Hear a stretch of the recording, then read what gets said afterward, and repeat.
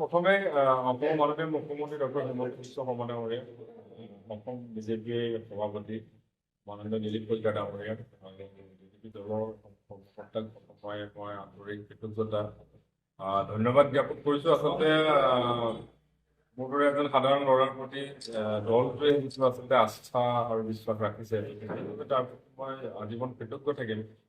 আৰু তিতাবৰৰ নিচিনা এটা বিধানসভা সমষ্টি, যিটো সমষ্টিৰ ৰাইজৰ আশীৰ্বাদ, ৰাইজৰ সহায়, ৰাইজৰ সমাজত মই ভাবো যে আমি 2024 পঞ্চায়ত নিৰ্বাচনত ভাল ফলাফল কৰিবলৈ সক্ষম হৈছিলো। তো ৰাইজে যিহেতু মই ভাবো যে তিতাবৰৰ ৰাইজ নিশ্চিতভাৱে ডক্টৰ হিমন্ত বিশ্ব শৰ্মাদেৱৰ লগত উন্নয়নৰ পথৰ সহযাত্ৰী হ'ব বিচাৰিব তিতাবৰৰ ৰাইজে। আৰু তিতাবৰ আমি এটা পিছপৰা সমষ্টি আজি অন্যান্য সমষ্টিৰ তুলনাত, যিবিলাক সমষ্টিত 2016 ভাৰতীয় জনতা পাৰ্টীৰ বিধায়ক নিৰ্বাচিত হৈছিলে, সেইবিলাক সমষ্টিৰ তুলনাত প্ৰায় 10টা বছৰ তিতাবৰ আমি পিছুৱাই আছে। ৰাস্তা পদূলিৰ পৰা ধৰি তিতাবৰৰ বিভিন্ন ক্ষেত্ৰত বহু সমস্যাৰে ভাৰাক্ৰান্ত এটা সমষ্টি। গতিকে মই ভাবো যে তিতাবৰৰ ৰাইজে নিশ্চিতভাৱে ডক্টৰ হিমন্ত বিশ্ব শৰ্মাৰ নেতৃত্বত হোৱা যি উন্নয়ন যাত্ৰা, সেই যাত্ৰাৰ পথৰ লগতে থাকিব বিচাৰিব। আৰু তিতাবৰ গ্ৰামাঞ্চল, তিতাবৰ চাহ বাগিচা, তিতাবৰ বিভিন্ন প্ৰান্তৰ ৰাইজৰ লগত এইকেইটা দিন যোগাযোগ কৰি, এইকেইটা দিন ৰাইজৰ লগত কথা পাতি যিটো অনুভৱ কৰিছো যে ৰাইজে উন্নয়ন বিচাৰে। ৰাইজ আৰু বহুত বেছি দিন কেৱল মাত্ৰ আৱেগৰ বশৱৰ্তী হৈ নিজৰ সামগ্ৰিক উন্নয়নৰ পৰা আঁতৰি থাকিব নিবিচাৰিব। যাৰ কাৰণে মই ভাবো যে সামগ্ৰিকভাৱে মোৰ এটা দীৰ্ঘদিনীয়া সামাজিক জীৱনৰ অভিজ্ঞতা আছে।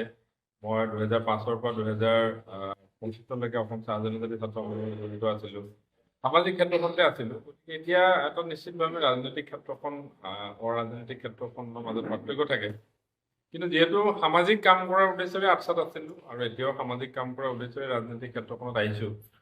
গতিকে মই ভাবো যে নিশ্চিতভাৱে 2026 তিতাবৰৰ বাবে ভাল হ'ব। মই ভাবো যে তিতাবৰৰ আচলতে সমস্যা প্ৰায়ৰিটি বেছত ক'বলৈ গ'লে এটা দুটা বুলি ক'লে ভুল হ'ব। তিতাবৰ গাঁৱৰ ৰাস্তা অত্যন্ত জৰাজীৰ্ণ।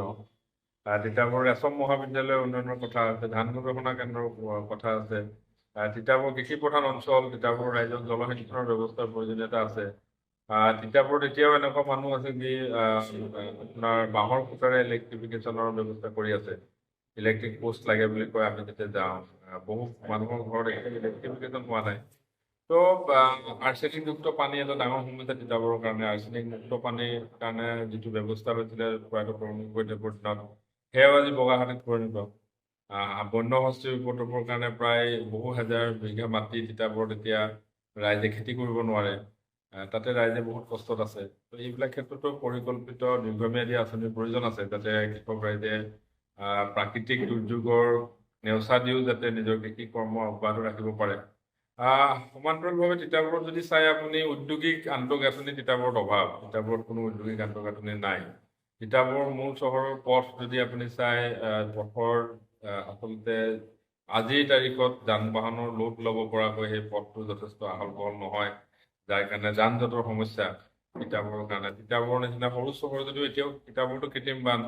গতিকে মই ভাবো যে 2026 পিছৰ তিতাবৰ আৰু 1947 পৰা 2026 তিতাবৰৰ মাজত আকাশ পাতাল পাৰ্থক্য হ'ব। তিতাবৰ ৰাইজে নিশ্চিতভাৱে উন্নয়নৰ প্ৰতিচ্ছবি 2026 পিছত স্বচক্ষে দেখিবলৈ পাব। কাৰণ ডক্টৰ হিমন্ত বিশ্ব শৰ্মাৰ নেতৃত্বত যি উন্নয়নৰ জয়যাত্ৰা সমগ্ৰ অসমত হৈছে, আজি যোৰহাটৰ নিচিনা এখন চহৰত আমি চকুৰ আগতে 3খনকৈ অভাৰব্ৰিজৰ নিৰ্মাণ কাৰ্য শুভাৰম্ভ হোৱাৰ পিছতে আমি 2খন অভাৰব্ৰিজ আনুষ্ঠানিক উদ্বোধনো দেখিছো। গতিকে মই ভাবো যে তিতাবৰৰ ৰাইজে আশা কৰাতকৈ বহুত বেছি দেখিবলৈ পাব 26ৰ পিছত। আৰু ডক্টৰ হিমন্ত বিশ্ব শৰ্মাদেৱ খুব আশাবাদী, তেখেতৰ সপোন আছে তিতাবৰক লৈ কাম কৰাৰ। কাৰণ তেখেতে নিজেই আজি কেইটামান দিনৰ আগতো কৈছে যে তিতাবৰৰ অসীম সম্ভাৱনীয়তা থকা এটা সমষ্টি তিতাবৰ। ক'ৰবাত নহয় ক'ৰবাত ডক্টৰ হিমন্ত বিশ্ব শৰ্মাদেৱে হয়তো তিতাবৰত কাম কৰিব পৰা নাই।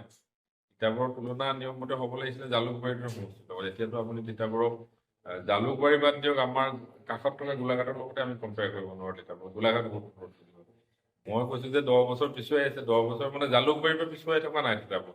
তিতাবৰ 10 বছৰ পিছুৱাই আছে খুমটাইৰ দৰে সমষ্টিৰ পৰা, সৰু পথাৰৰ দৰে সমষ্টি, যিবিলাক দ্ৰুত বিকশিত সমষ্টি। 5টা বছৰ 10টা বছৰ যিবিলাক সমষ্টিৰ ৰাস্তা পথ ভাল হ'ল, উদ্যান হ'ল, ষ্টেডিয়াম হ'ল, তাৰ ৰাইজৰ সমস্যাবিলাকক লৈ যিবিলাক গ্ৰামাঞ্চলৰ সৰু সৰু আলি পদূলিলৈকে তাতে ভাল হৈ গ'ল। তো মই ভাবোঁ যে সেই তুলনাত আমি বহুত পিছুৱাই আছোঁ। গতিকে তিতাবৰ ৰাইজে নিশ্চিতভাৱে উন্নয়নৰ স্বাৰ্থতে ডক্টৰ হিমন্ত বিশ্ব শৰ্মাদেৱৰ লগত থকা কথা